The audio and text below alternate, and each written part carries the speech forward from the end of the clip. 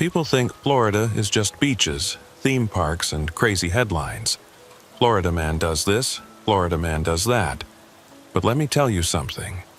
Those headlines are the tame stuff. The real Florida, the one that exists in the sawgrass and mangroves, in the places where the land can't decide if it wants to be earth or water. That Florida has been hiding secrets since before the conquistadors arrived. And in August 2023, I stumbled into one of those secrets that made me realize why some places on Earth should never be mapped. My name is Sheriff Jake Turner, Collier County, Florida. Been wearing this badge for 22 years, and if you're watching this from Florida, especially South Florida, hit that subscribe button right now, because what I'm about to tell you might save your life. And if you think I'm being dramatic, well, smash that like button anyway and keep watching. By the end of this story, you'll understand why certain parts of the Everglades are off limits, why the airboats won't go past certain markers, and why the Seminole elders won't talk about what happened to the cocaine cowboys who vanished in the 80s. Drop a comment. Are you from Florida? Have you ever been out in the glades at night and felt like something was watching you from the water? Something that wasn't a gator. There's a reason for that feeling. This is the story of the Everglades Triangle.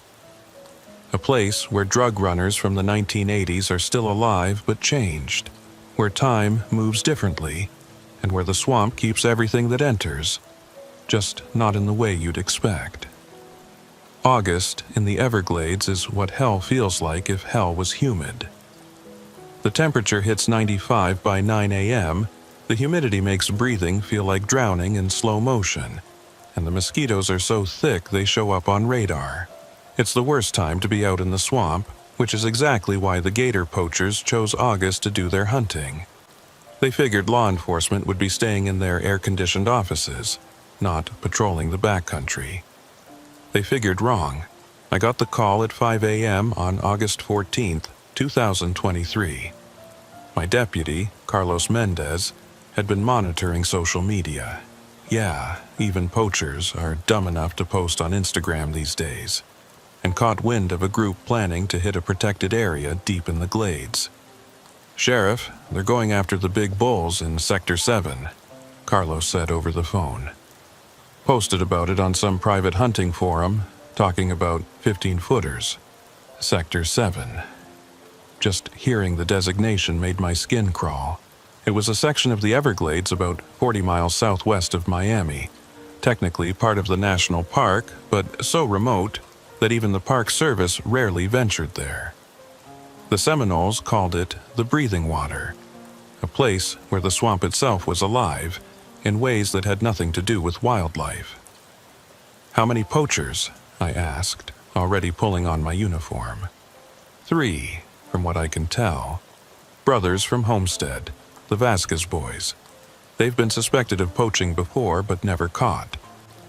The Vasquez brothers, Rico, Miguel, and Danny, were well known in South Florida's illegal hunting circles. Their father had been a legitimate gator hunter back when it was legal year-round, but the boys had turned to poaching when the regulations tightened. They sold the hides to underground fashion dealers and the meat to restaurants that didn't ask questions. "Meet me at the boat launch," I told Carlos, "and bring Martinez. We're going to need the airboat." The ride out to Sector 7 took 2 hours through channels that got narrower and more twisted the deeper we went. Deputy Ray Martinez, a Miami native who'd grown up running airboats, navigated while Carlos and I watched for signs of the poachers. The landscape changed as we moved away from civilization, the tourist-friendly parts of the Everglades giving way to something older, more primal. The sawgrass here grew differently, twisted into patterns that didn't look natural. The water was darker, with an oily sheen that reflected the morning sun in colors that shouldn't exist, and the silence, God, the silence. The Everglades are never quiet. There's always something making noise. Birds, insects, gators. But as we entered Sector 7, the ambient noise just stopped. "I don't like this, Jefe," Martinez said. cutting the airboat's engine. My grandmother told me stories about this place. She said it's where the swamp takes people who don't belong. Your grandmother was a smart woman, I replied, checking my sidearm. But we've got a job to do. We found the Vasquez brothers' boat anchored near a cluster of cypress trees that looked ancient, their trunks twisted into shapes that reminded me of screaming faces. The boat was empty, but their gear was still there. Rifles, hooks, rope, coolers for the meat. Fresh tracks led into the swamp. "They're on foot," Carlos observed. "Can't be more than an hour ahead of us." We followed the tracks, wading through knee-deep water that was uncomfortably warm, like bath water. The bottom was soft muck that tried to pull our boots off with every step. Mosquitoes swarmed us, but there was something off about them. They wouldn't land, just hovered around us like they were afraid to touch our skin. About a mile in, we heard the first scream. It was high-pitched, terrified, definitely human. We ran toward it, splashing through the water, pushing through walls of sawgrass that cut our exposed skin. The screaming continued, joined by another voice, then another. The Vasquez brothers were all screaming. We burst into a clearing and stopped dead in our tracks. The three brothers were there, standing waist-deep in black water, but they weren't alone. Around them, emerging from the swamp like they'd been part of it all along, were 5 men. But calling them men wasn't quite right. They were humanoid, wearing the remnants of what looked like 1980s clothing. Miami Vice-style suits now rotted and fused with swamp vegetation. Their skin was pale green, almost translucent, with vines growing through it like veins. Their eyes were solid black, reflecting our images like dark mirrors. And I recognized one of them, Tommy the Tiger Torino, a cocaine cowboy from the 1980s who disappeared in 1987 along with a shipment worth $50 million. His face was on old wanted posters in our station. He'd been 28 when he vanished. He still looked 28, if you ignored the fact that cypress bark was growing out of his shoulders and Spanish moss hung from his hair like dreadlocks. "Sheriff Turner," Tommy said, and his voice was like water gurgling through a pipe. "We've been waiting for someone with authority." "Tommy Torino," I said, keeping my hand on my weapon but not drawing it. "You've been missing for 36 years. "Missing?" He laughed, and swamp water dribbled from his mouth. "We never left. We've been here, Sheriff, right here. The swamp took us in, made us part of itself. And now these 3 have trespassed in our territory." Rico Vasquez, the eldest brother, was sobbing. "Please, we didn't know. We'll leave. We'll never come back." "Too late for that," another of the changed men said. This one I didn't recognize, but his clothing suggested late 70s. "You killed one of the guardians." That's when I noticed the dead alligator floating nearby. It was massive, easily 15 feet with a bullet wound in its head. But there was something wrong with it beyond being dead. Its scales were arranged in patterns that looked almost like symbols, and its eyes were human, brown, with intelligence behind them even in death. "That wasn't just a gator," I said, understanding dawning. "No," Tommy confirmed. "That was Hector Morales. He's been guardian of this section since 1982. These idiots shot him while he was sleeping." "That's impossible," Carlos whispered behind me. "Hector Morales was a drug runner who disappeared in the Everglades Triangle," I finished, "along with dozens of others over the years." Tommy smiled, revealing teeth that were more wood than enamel. "The triangle doesn't make people disappear, Sheriff. It transforms them, gives them purpose. We guard this place now, keep out those who would harm it.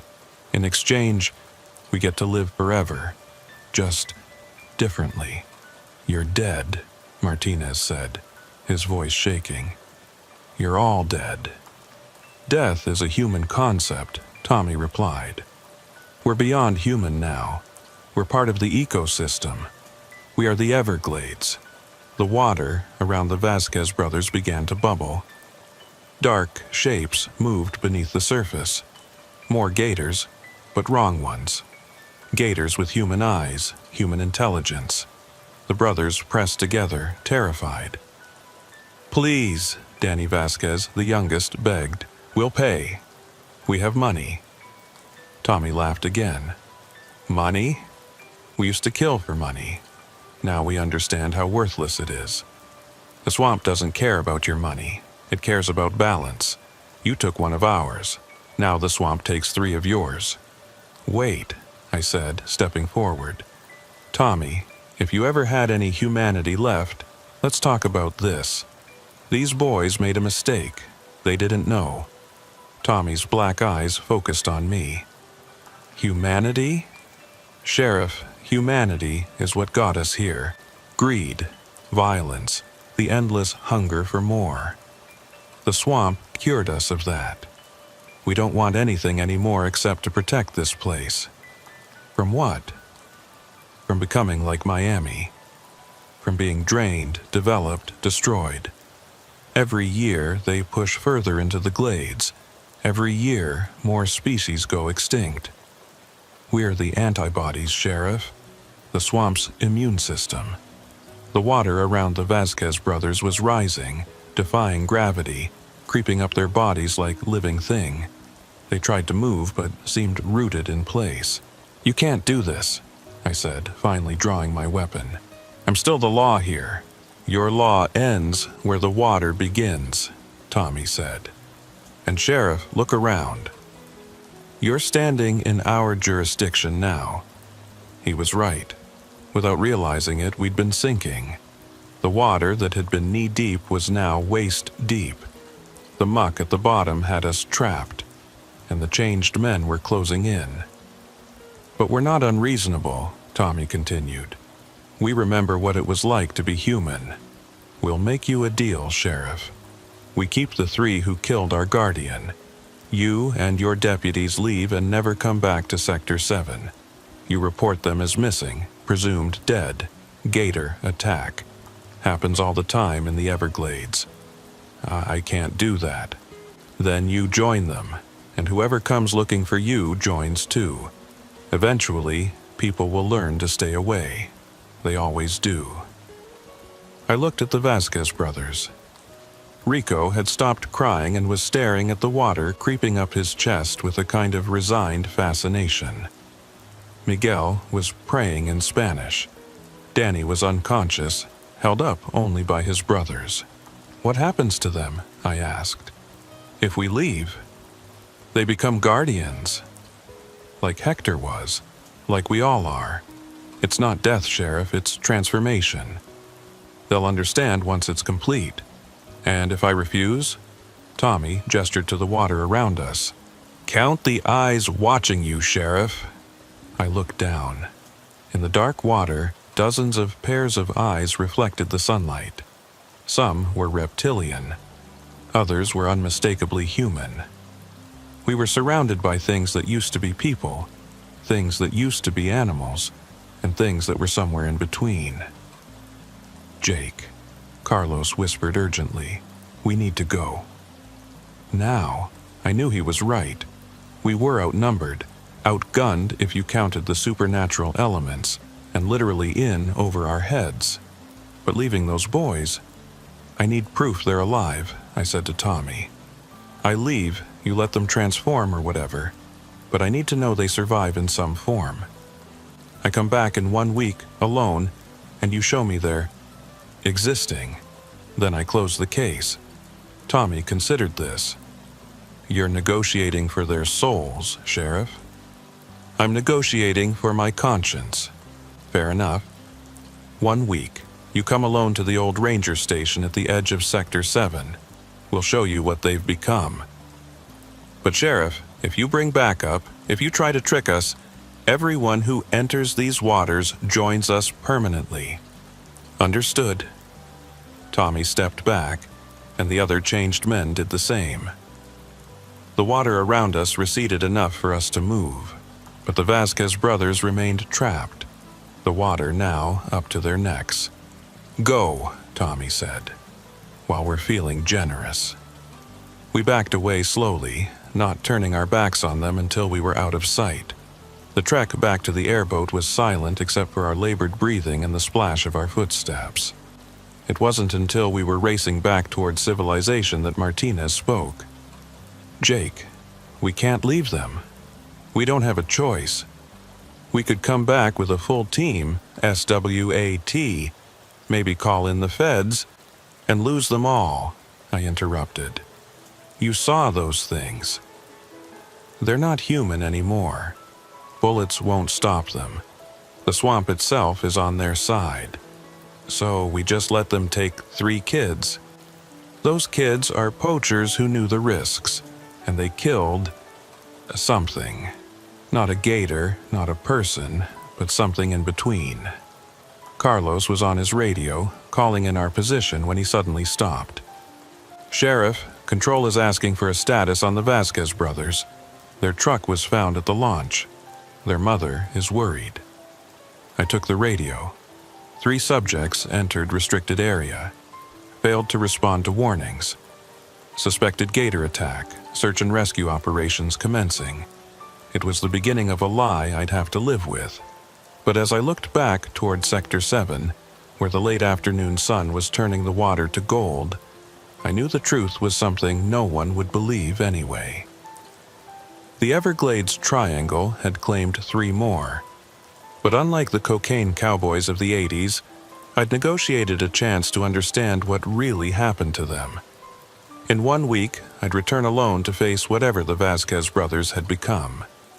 If I was lucky, I'd get answers.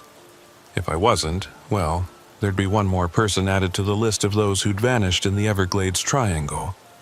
Either way, the swamp would keep its secrets, as it had for decades, as it would for decades to come.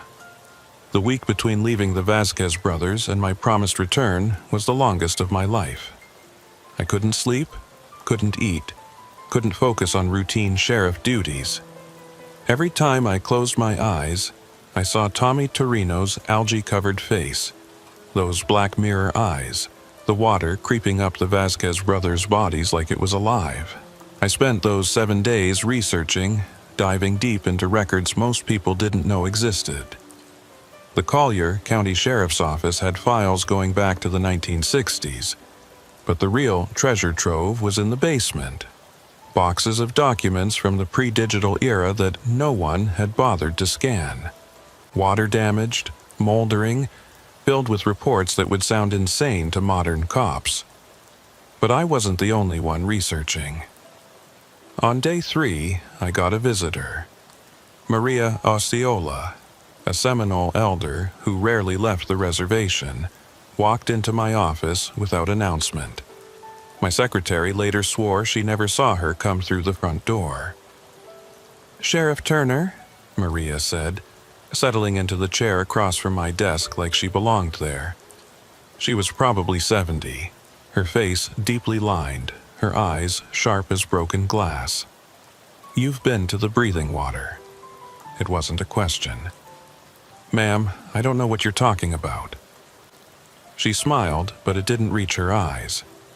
The Vasquez boy's mother came to us, wanted us to perform a finding ceremony. But the bones told us they're not lost. They're changing. And you made a deal with the changed ones. I set down the file I'd been reading, a 1973 report about missing drug runners. "How do you know about that?" "My grandfather was there when it started." 1924. A rum runner named Patrick O'Brien tried to use Sector 7 as a hiding spot during Prohibition. The swamp took him, but not in the way you think. 3 days later he walked out, covered in cypress bark, speaking in languages that don't exist. He said the swamp had shown him the truth. "What truth?" Maria leaned forward. "That the Everglades isn't just a place, Sheriff. It's a living entity, older than humanity. It was here when the first natives arrived, and it will be here when the last humans are gone. And sometimes when people bring violence into its heart, it absorbs them, makes them part of itself. The cocaine cowboys were just the latest wave. Before them, it was bootleggers.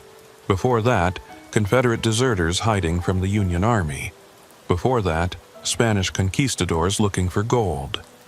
The swamp takes them all, transforms them, uses them. For what? Protection. Balance.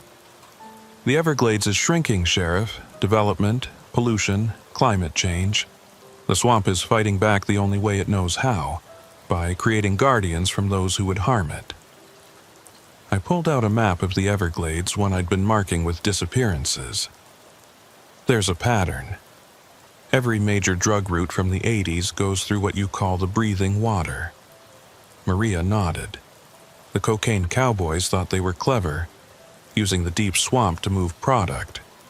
They didn't realize they were feeding themselves to something ancient. Between 1978 and 1989, over 60 major drug runners vanished in that specific area. The DEA thought they were killing each other. The truth was stranger. Tommy Torino said they're guardians now. Tommy Torino is dead, Maria said firmly. What you met was the swamp wearing his memories like a mask. The consciousness might think it's Tommy, might have his memories, but the human soul, that's long gone. Then what about the Vasquez brothers? Maria was quiet for a moment. They're in transition. Not dead, not alive. The swamp is deciding what to do with them. Your deal might have saved them or condemned them to something worse than death. Only time will tell. She stood to leave, then paused at the door. Sheriff, when you go back, take this. She placed a small leather pouch on my desk. Sawgrass ash, blessed by our medicine man. It won't protect you completely, but it might keep you human long enough to get answers. After she left, I opened the pouch. The ash inside was impossibly fine, almost luminescent. It smelled like rain and decay, and something older than both. I continued my research, now armed with Maria's context. The files painted a disturbing picture. The Everglades Triangle wasn't just taking criminals. Park rangers who got too curious, archaeologists who dug too deep, even tourists who wandered off marked trails. They all had a chance of joining the changed ones. But it was a file from 1987 that made everything click. October 15th, 1987. A joint DEA-FBI operation to intercept a major cocaine shipment. 50 agents surrounded the drop point in Sector 7. The dealers, Tommy Torino's crew, were supposed to be meeting Colombian suppliers. But when the agents moved in, they found something else. The report was heavily redacted, but I could piece together enough. The agents found Tommy's crew in the water, partially transformed, begging for help. But when the agents tried to extract them, the swamp itself seemed to attack. Water moved against gravity, trees bent without wind, and things that weren't quite human and weren't quite animal emerged from the darkness. 17 agents were lost that night. The official report blamed a methane explosion, swamp gas igniting. But handwritten notes in the margin told a different story. "They're still alive," one agent had written. "We can hear them calling from the water at night." The DEA never ran another operation in Sector 7. I also found records of attempts to drain that section of the Everglades. In 1951, 1967, and 1994, developers had tried to reclaim the land. Each time, the workers had reported strange incidents, equipment failing in impossible ways, workers having shared nightmares, and eventually, people disappearing. The projects were always abandoned. On day 6, Carlos came to me with something interesting. "Boss, I've been tracking social media posts about Sector 7. Look at this." He showed me his laptop. There was an Instagram account called @Everglades Eternal, created just 3 days ago. It had posted a single video. The video was shot from above, maybe by a drone. It showed 3 figures standing waist-deep in dark water. They were moving, but not like they were trying to escape. They were dancing, swaying in unison to music only they could hear. The caption read, "The newest guardians learn the rhythm of the swamp. They understand now. They protect now." "That's them," Carlos said. "That's the Vasquez brothers." I looked closer. He was right. Despite the low resolution, I could make out their features. But they were different. Their skin had a greenish tint, and there seemed to be something growing from their backs. Branches? Fins? It was hard to tell. "We have to report this to who?" I interrupted. "The FBI?" "Hey, we found some drug runners from the 80s living in the swamp as plant-human hybrids, and they're transforming poachers into guardians. They'd think we're insane. So we do nothing. I go back tomorrow, alone, as promised, and I get answers." That night, I couldn't sleep.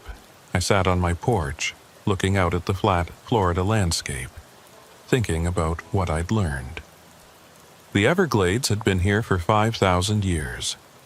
Humans had been trying to tame it for less than 200. Maybe the swamp was just defending itself the only way it knew how. My phone buzzed. Unknown number. The text was just coordinates and a time, 3:33 a.m. The coordinates were for the old ranger station at the edge of Sector 7. The time was oddly specific, 3:33, the Devil's Hour, when the barrier between worlds was supposedly thinnest. August 21st, 2023. 3 a.m. I drove through the empty Florida night toward my appointment with whatever the Vasquez brothers had become. The sawgrass ash Maria had given me was in my pocket, and I'd loaded my service weapon with silver bullets, not because I thought they'd work, but because it made me feel like I had some control. The ranger station had been abandoned since the 1990s. It was a small wooden structure, raised on stilts to keep it above floodwaters, slowly being reclaimed by the swamp. As I parked my truck, my headlights illuminated 5 figures standing in front of the building. Tommy Torino and 4 others, all changed ones from different eras, but no Vasquez brothers. "Sheriff," Tommy greeted me as I approached. "Punctual, we appreciate that." "Where are they?" "Coming. They're still learning to move in their new forms. The transition has been interesting." "Are they human?" Tommy laughed, that wet, gurgling sound. "Were we ever really human, Sheriff? Or were we just wearing humanity like a costume, waiting for something to show us what we really were?" Before I could answer, the water beside the station began to ripple. 3 shapes emerged, and I had to force myself not to step back. The Vasquez brothers were recognizable, but transformed. Their skin had taken on the texture and color of mangrove bark. Their hair had been replaced by Spanish moss that hung down their backs. Their eyes were still human, still aware, but set in faces that were becoming something else. Roots grew from their feet, anchoring them to the swamp floor. Branches sprouted from their shoulders and backs, already beginning to leaf. "Sheriff Turner," Rico said, and his voice was like wind through leaves. "Thank you for coming." "Rico, are you okay?" He considered the question. "I'm not in pain, if that's what you mean. I'm just different. I can feel every living thing in the swamp, every fish, every bird, every insect. I'm connected to it all." "We tried to fight it at first," Miguel added, "the transformation. But fighting just made it worse. When we accepted it, it became almost pleasant, like finally fitting into a skin that was made for you. Danny, the youngest, hadn't spoken. He was the most transformed, bark covering most of his body, his fingers elongated into branch-like projections. Danny can't talk yet, Tommy explained. His vocal cords are changing into something else, but he can communicate through the root system. Every plant in the Everglades is connected. He speaks through them now. As if to demonstrate, the sawgrass around us rustled without wind, forming patterns that almost looked like words. "This is insane," I said. "This is evolution," Tommy countered. "Humans have had their run. We're poisoning the planet, destroying ecosystems, causing mass extinctions. The Earth is fighting back, Sheriff, and the Everglades is one of its weapons." "So what? You're eco-terrorists now?" "We're antibodies. When someone comes to harm the swamp, we stop them. When developers get too close, we make them reconsider. When poachers kill protected species, we intervene. We're not evil, Sheriff. We're necessary." "And the Vasquez brothers? They're just okay with this?" Rico spoke up. "We killed for money, Sheriff. Sold gator hides to make a living. Now we protect those same gators. It's redemption, in a way. We're paying back what we took." "For how long?" "Forever," Tommy said. "Or until the swamp no longer needs us. Whichever comes first." I pulled out the sawgrass ash Maria had given me. Tommy and the others immediately stepped back.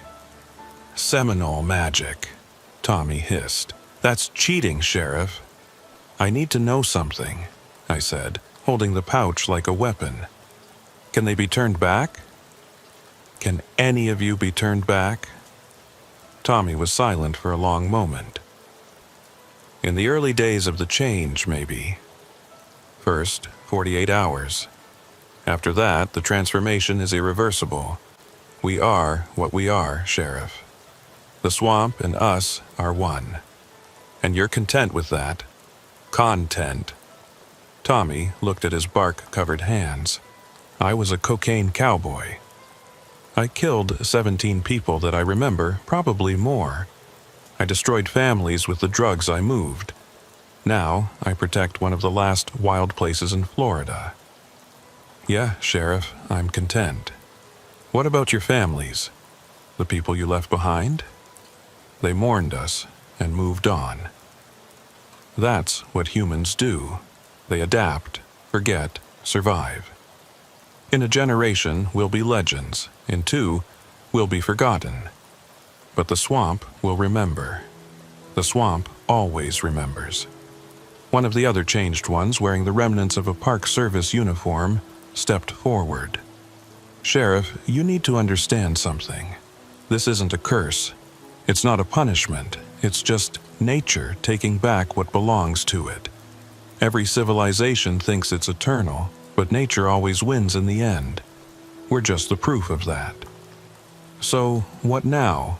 I asked. "I know you exist. I know what you are. What do you want from me?" "Keep people away from Sector 7, Tommy said. "Mark it as dangerous, off limits. Let us do our work without interference. In exchange, we'll keep the violence to a minimum. No more transformations unless absolutely necessary. And if I refuse, then more people disappear. More families wonder what happened. More lies get told. Eventually, enough people vanish that the government has to act. They'll try to destroy this section of the Everglades. And when they do, the swamp will defend itself. The war between nature and civilization will start here, Sheriff. Do you want that on your conscience?" I looked at the Vasquez brothers, still recognizable but no longer human. They seemed at peace, which was more than I could say for most people I knew. "I need proof that you'll keep your word," I said. Tommy smiled. "Check the news tomorrow. Every piece of trash dumped in the Everglades over the last week will be found piled at the entrance to the national park. Every poacher will find their traps destroyed, their boats sabotaged. but no one will be hurt. That's our good faith gesture. And the Vasquez brothers' family? They'll receive closure, Rico said. Our bodies will wash up tomorrow. Well, bodies that look like ours. The swamp can create very convincing replicas. Our families will mourn, have funerals, move on. It's better than them knowing the truth. Is it? Would you want to know your son became part of a swamp? Miguel asked. That he's neither dead nor alive? That he'll exist for centuries as something between plant and animal? No, Sheriff. The lie is kinder. The next morning, everything Tommy promised came true. The entrance to Everglades National Park looked like a garbage dump. Thousands of beer cans, plastic bottles, fishing nets, and other trash had been mysteriously collected and deposited at the visitor center overnight. Security cameras showed nothing but static between 2 a.m. and 5 a.m. The pile was arranged almost artistically, spelling out a message in refuse: "Stop poisoning us." 3 bodies washed up near Chokoloskee Bay around noon. Perfect replicas of the Vasquez brothers, down to their tattoos and dental work. The coroner ruled it death by alligator attack, noting the bodies showed signs of being in the water for exactly a week. Their mother identified them, sobbing over closed caskets. I stood in the back of the funeral home, knowing I was looking at empty shells while the real brothers were growing roots 30 miles away. But the most disturbing event happened at a development company's office in Naples. Every computer simultaneously displayed underwater footage of the Everglades, the parts that would be destroyed if their latest project went through. Fish, birds, manatees, all the life that would be displaced. The video ended with text: "We are watching. We remember. Choose wisely." The company announced the next day they were canceling the development due to environmental concerns. Carlos came to my office that afternoon, closing the door behind him. "Jake, what the hell is going on?" This morning, every poacher in the county found their equipment destroyed. Boats with holes punched in them, traps bent into pretzels, guns rusted solid overnight. It's like the swamp declared war on them. "Maybe it did," I said, not looking up from the report I was writing. A report full of lies about the Vasquez brothers' deaths. "You know something. You've known something since we went out there." I set down my pen and looked at my deputy, a good man who deserved better than lies. "Carlos, if I told you the truth, you'd either think I'm insane or you'd have to make a choice that would haunt you forever. Trust me when I say that some secrets are better kept. Those aren't the Vasquez brothers in those caskets." It wasn't a question. "The Vasquez brothers are dead," I said carefully. "Their families have closure. That's what matters." Carlos stared at me for a long moment. "Martinez wants to go back. He says he needs to understand what we saw. Tell Martinez that if he goes back to Sector 7, he won't return. Not as himself, anyway. You made a deal with them. With those things. I made a deal to protect the living from the changed, and the changed from the living. It's the best compromise I could manage."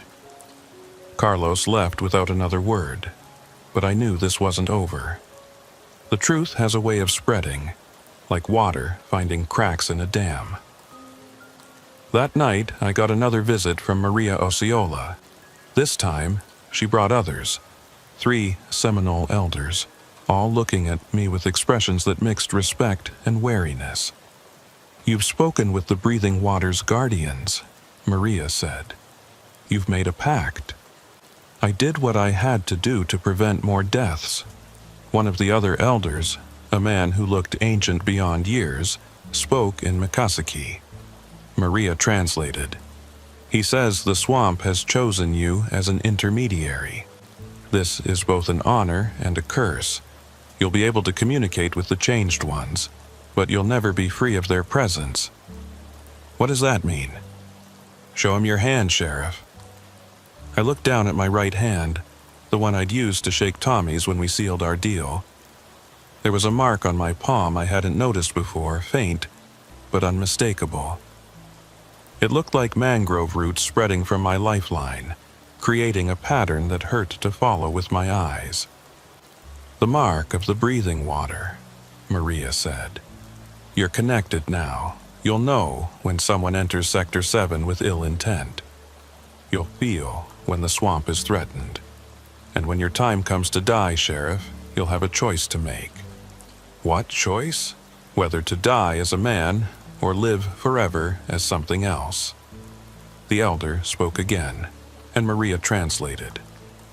Our people have dealt with the breathing water for centuries. We know its hungers, its needs. It's not evil, but it's not good either. It simply is. Like a hurricane or a wildfire, it's a force of nature that sometimes wears human faces. Why didn't you warn people? Would they have listened?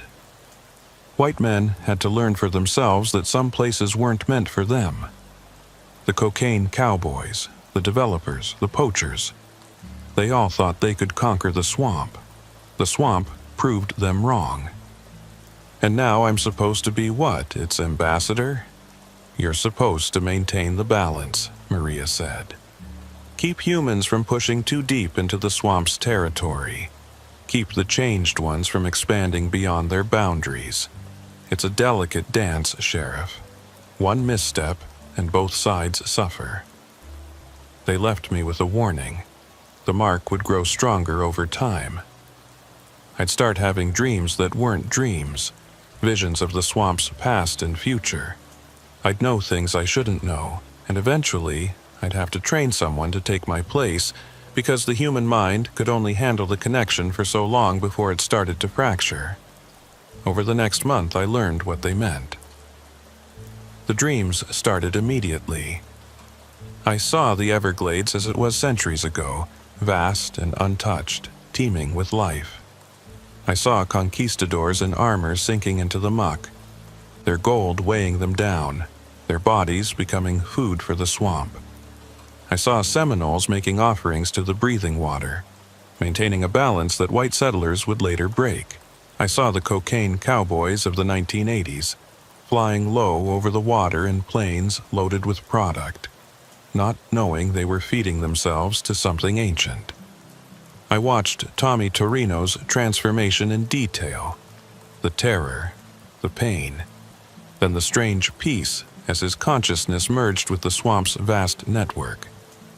But I also saw the future, the Everglades shrinking year by year, the water rising with climate change, the changed ones growing desperate, expanding their territory, taking more people to strengthen their defenses. I saw a war between human civilization and the swamp itself, with casualties on both sides that would make the evening news worldwide. During the day, I functioned normally, handled regular sheriff duties, dealt with the usual Florida insanity. But I also felt the swamp's presence constantly. I knew when boats entered Sector 7, mostly researchers and park rangers who were allowed passage. I knew when pollution levels spiked in certain areas. I knew when another gator was killed illegally, feeling it like a small wound. 3 weeks after my deal with Tommy, I had to use my connection for the first time. A group of extreme kayakers, YouTubers looking for content, decided to explore the forbidden parts of the Everglades. They'd heard rumors about Sector 7, about the disappearances, and thought it would make great clickbait. Exploring Florida's Bermuda Triangle at 3 a.m. gone wrong. I felt them enter the swamp's territory at sunset, their excitement and ignorance radiating through my connection.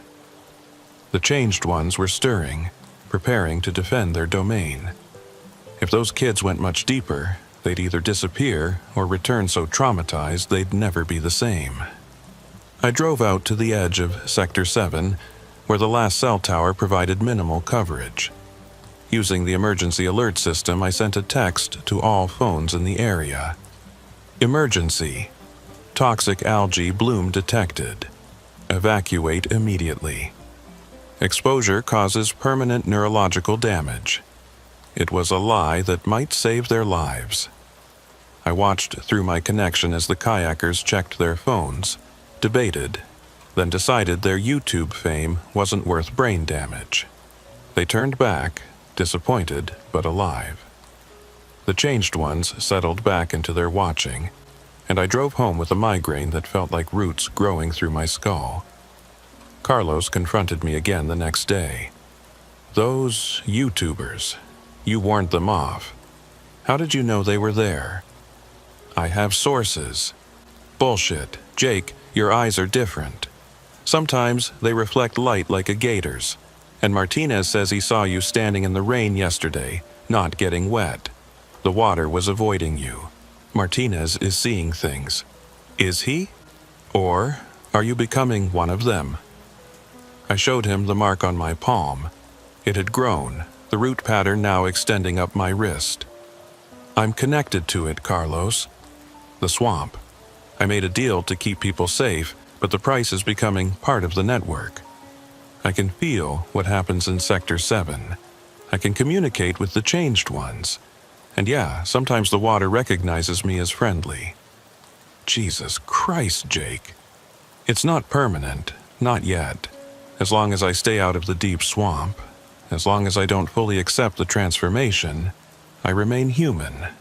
Mostly. How long can you maintain that? Maria Osceola says maybe 5 years.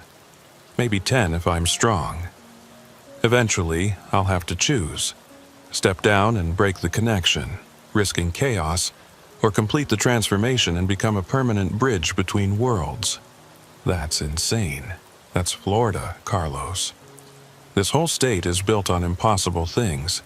Cities and swamps, theme parks on wetlands, millions of people living where hurricanes regularly try to wipe them out.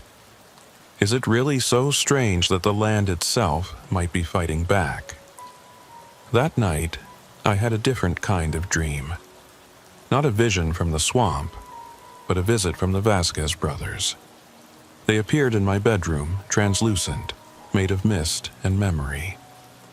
"Sheriff," Rico said, his voice like wind through sawgrass, "we wanted to thank you."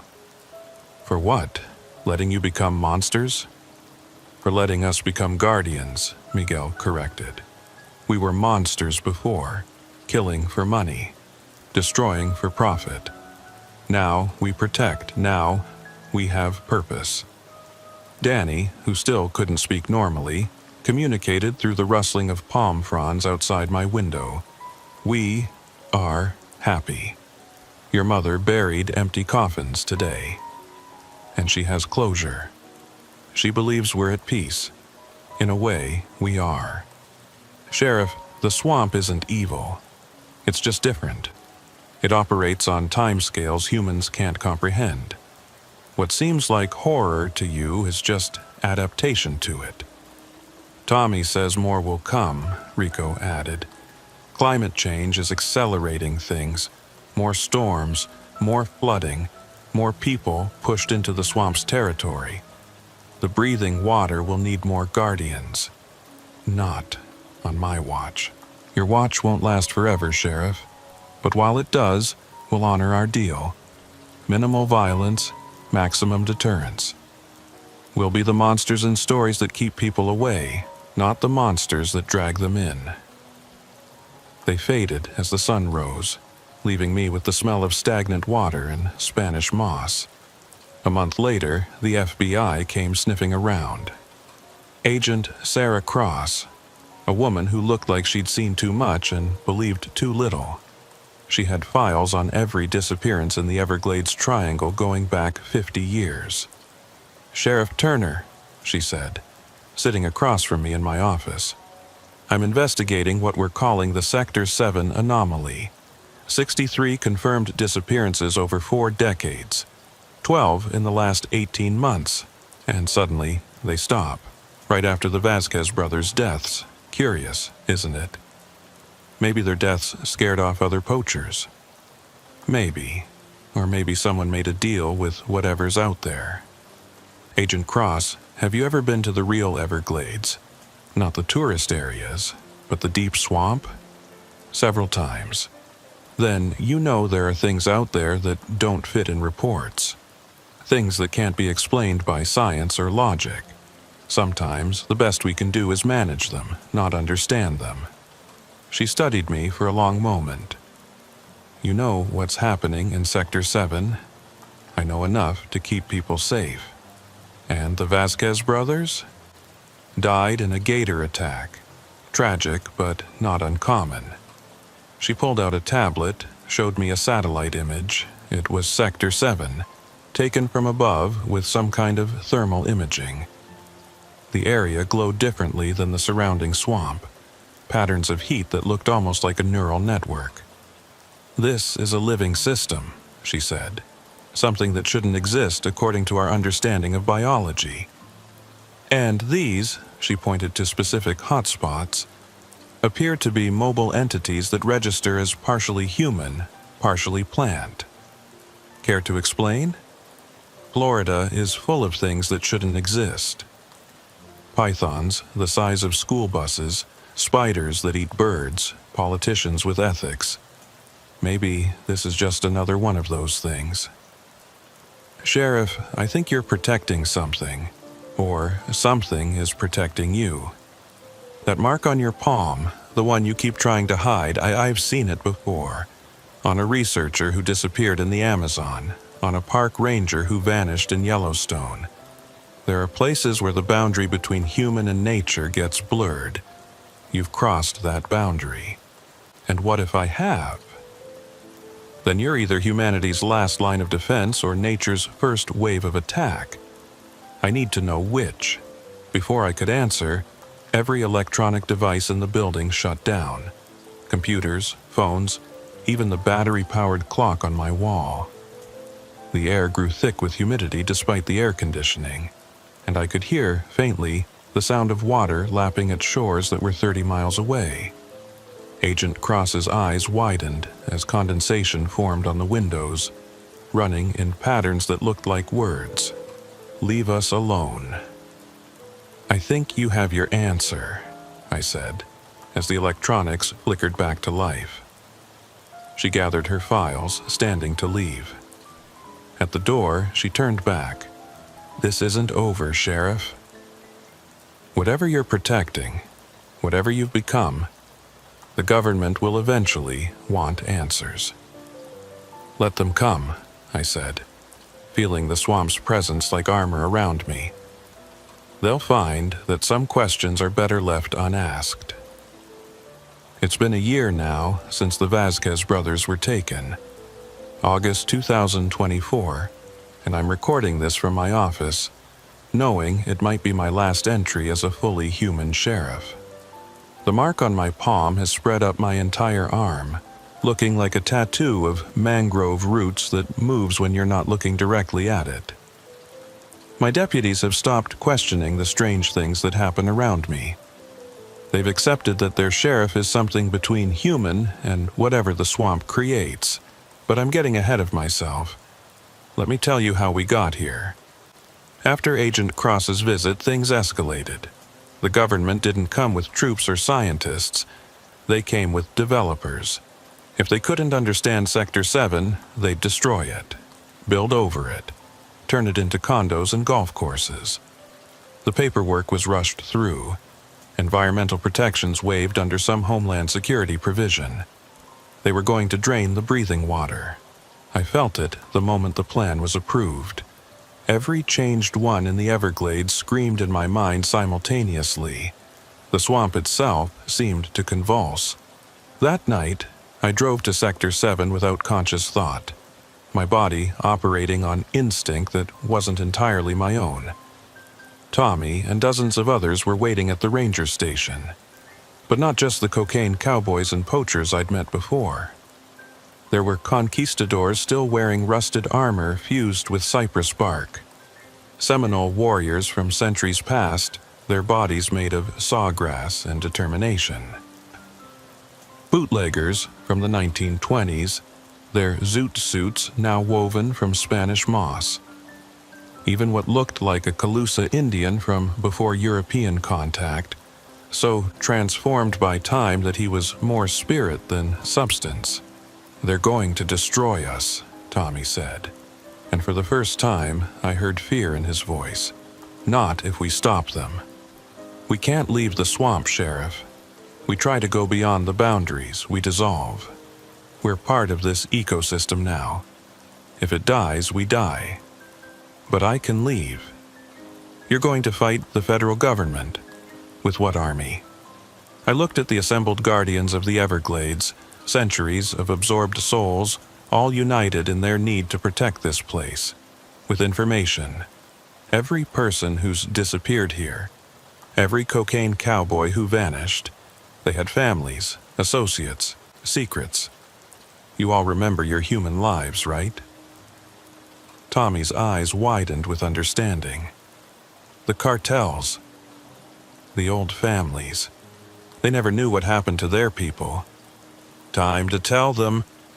What followed was the strangest intelligence operation in history. Through my connection to the Changed Ones, I accessed memories of drug routes, hidden stashes, Swiss bank accounts, and cartel connections spanning 40 years. Tommy Torino alone knew where $50 million in the 1980s drug money was buried. Other cocaine cowboys had similar secrets. I reached out to the old families, the ones who still ran Miami's underworld from penthouses and legitimate businesses. I told them their missing relatives were alive and wanted to make deals.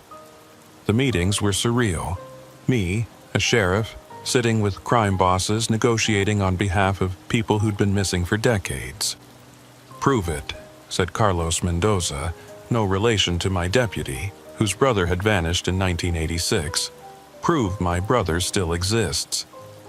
I had him write a question only his brother would know the answer to. That night, I took it to the swamp. The next day, I returned with not just the answer, but with a detailed map to a stash of gold coins his brother had hidden, worth $3 million. "What do they want?" Mendoza asked, convinced. "Save the Everglades. Stop the development. They're guardians now, protecting the swamp that transformed them.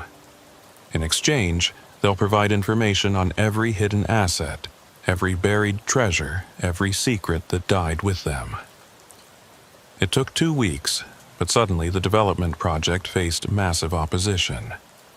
Environmental lawyers, funded by mysterious sources, filed hundreds of injunctions. Politicians received donations that changed their minds. The media got anonymous tips about corruption in the approval process. But the real turning point came when the Changed Ones decided to send a message directly. August 14th, 2024. Exactly 1 year after the Vasquez brothers were taken. Every screen in South Florida, TVs, phones, computers, even gas pump displays, simultaneously showed the same video for exactly 3 minutes and 33 seconds. It started with aerial footage of the Everglades in its pristine state. Then, faces began to appear in the water, hundreds of them. Everyone who'd been taken by the swamp over the centuries. They spoke in unison. "We are the absorbed. We are the changed. We were criminals, poachers, invaders, destroyers. The swamp took us, transformed us, gave us purpose. We protect now what we once harmed. This is our penance and our privilege. Leave the breathing water alone, or join us in our eternal watch." The video ended with coordinates and a date. The exact location where the development was supposed to begin, and the day construction was scheduled to start. The FBI, CIA, NSA, every acronym descended on South Florida. But they found nothing. The video had no source, no digital fingerprint. It had appeared simultaneously everywhere, then vanished without a trace, existing only in people's memories and the few recordings made of screens. Agent Cross came back, this time with a full team. "Sheriff Turner, you're under arrest for terrorism, conspiracy, and about 30 other charges we're still figuring out." On what evidence? You were the last person to have contact with the Vasquez brothers. You've been seen entering Sector 7 repeatedly. And that mark on your arm? We know what it means now. They took me to a federal facility in Miami, not a normal jail, someplace off the books, where they deal with things that don't fit in normal categories. The cell was more like a laboratory with sensors monitoring everything about me. For 3 days, they questioned me, showed me satellite footage of Sector 7, thermal images of the changed ones, recordings of electronic anomalies that coincided with my movements. They had a professor from MIT who specialized in anomalous biology, a priest who performed exorcisms for the Vatican, and even a Seminole shaman they'd convinced to consult. You're becoming one of them, Agent Cross said during one session. The transformation is accelerating. Your blood has chlorophyll in it. Your brain shows patterns consistent with plant consciousness. You're photosynthesizing, Sheriff. Humans don't photosynthesize. I'm adapting. To what end? Balance. The swamp needs a voice in the human world. I'm that voice. And if we don't release you? I smiled, feeling the presence of every changed one in the Everglades. Then you'll see what hundreds of absorbed souls can do when they're angry. That night, the facility lost power. Not just electricity, all power. Batteries drained, generators failed, even chemical light sticks went dark. In that absolute darkness they came. Not physically, they couldn't leave the swamp, but their consciousness, transmitted through the water and the air, the humidity that permeates everything in Florida, manifested as whispers in the dark. Every agent, every scientist, every guard heard the voices of the absorbed. Personal details, secrets, sins, all whispered by people who shouldn't exist. The Seminole shaman they'd brought in later told me he'd never been so terrified. The breathing water spoke through you, he said. It showed us what would happen if the balance was broken. Cities flooded not with water, but with consciousness. Every drop of rain carrying the memories of the absorbed. Civilization drowning in its own sins. They released me the next morning. But the damage was done. The mark had spread during my captivity, now covering my entire right side. I could photosynthesize.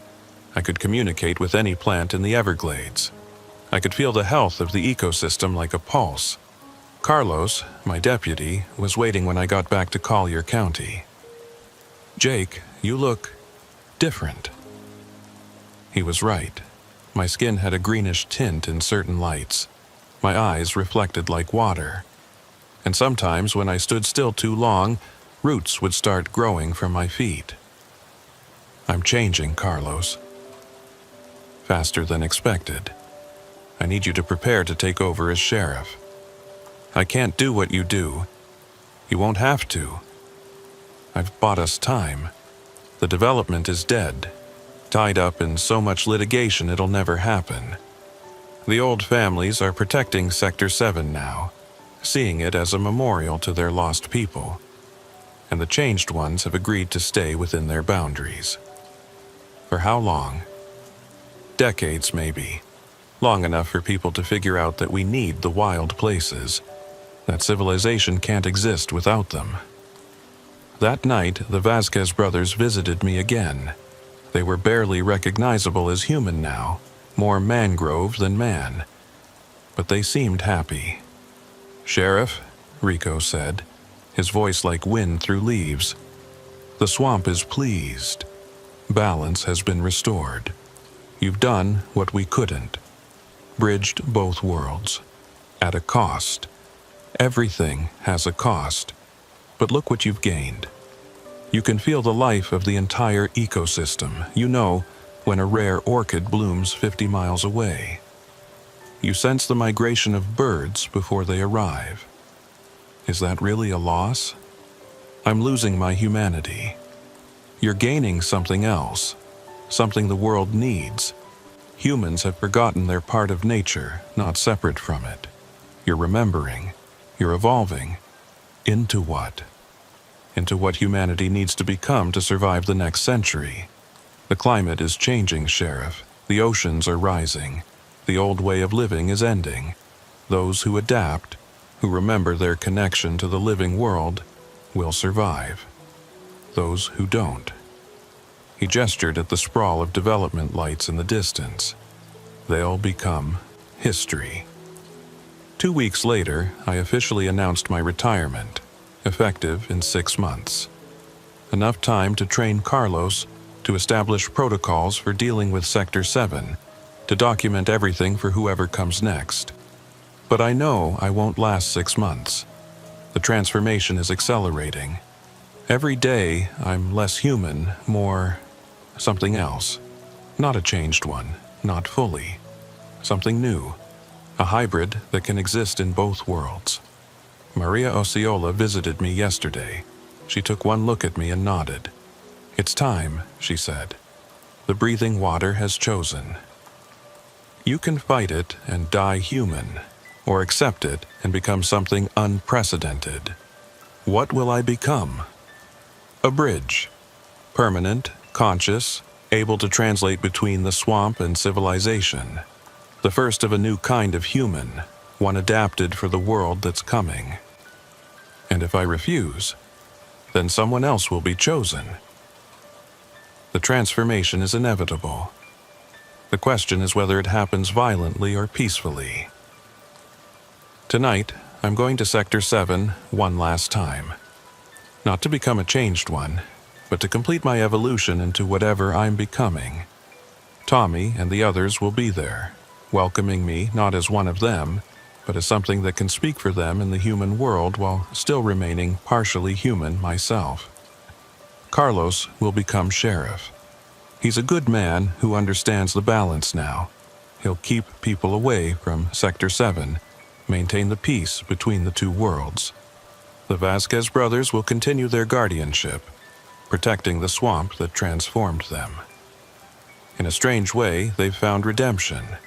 And me? I'll become what the world needs.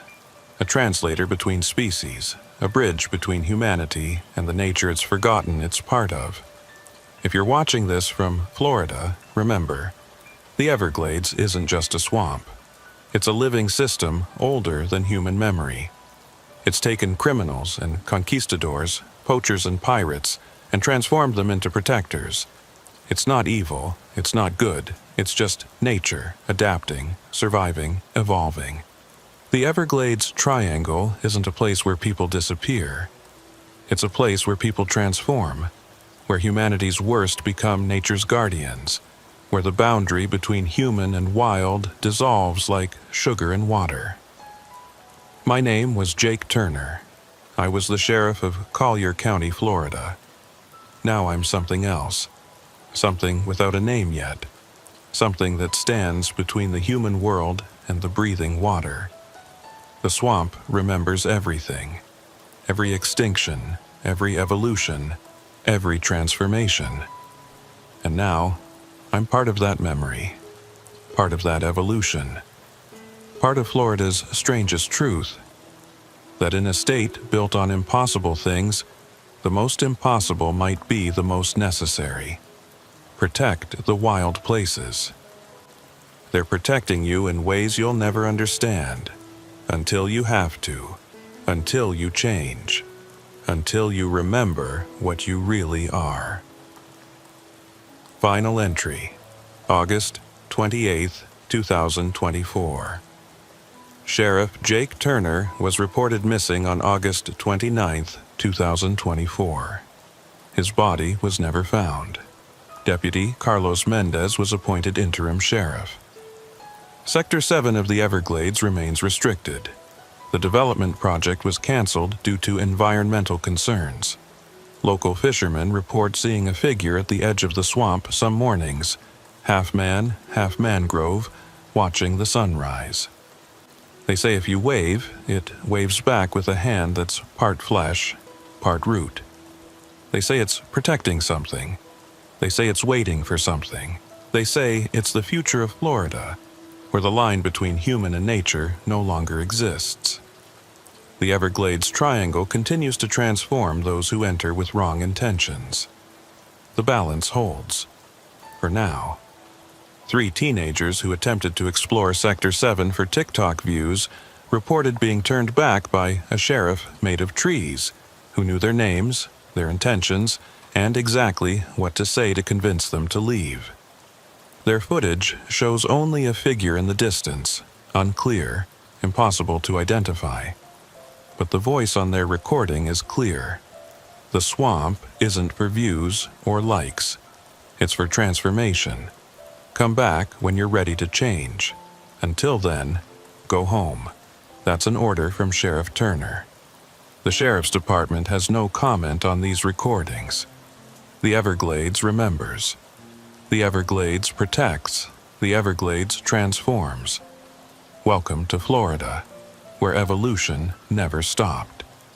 It just got weirder.